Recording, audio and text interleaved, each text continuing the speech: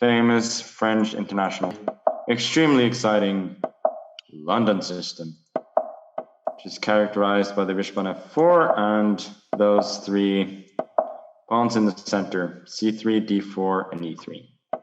And my opponent knows what he's doing with queen c7. Yeah, I don't know if this is great. I just thought of this idea one day. What if I go dc5 and queen a4 in this position? And then I thought I'll give it a try in a serious game at some point. But apparently that serious game is going to be this particular game against my French opponent, which was not planned, but that's okay. Nobody watches these things anyway, right? Okay, e4, probably bishop e5 could be a move. Bishop c2 then maybe, I want to push e5. Yeah, he's taking a lot of time to think here. Problem with d4, logical move is I take, then knight e4, queen e4, and there's a double attack on h7 and also on b7. And he could only protect one, so I'm going to take the other.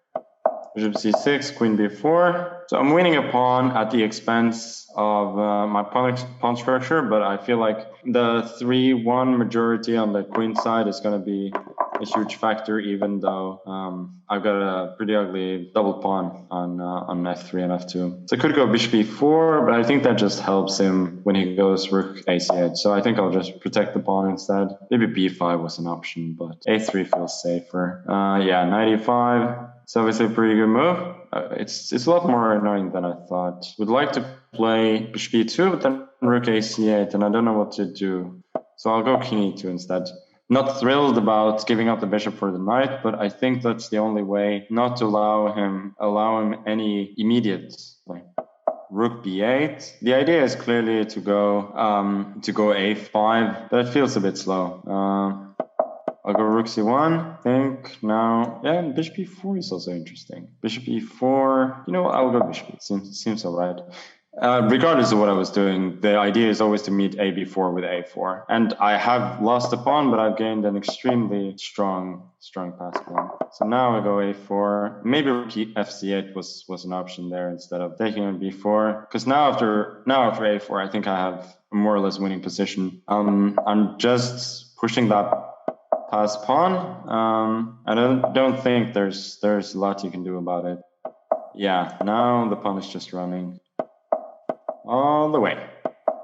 Being blockaded now, but my bishop is better than his knight, and also I have a very dangerous pass pawn, so this should be plain sailing. Rook c6, rook b6, collecting b4, then the other pawn starts running.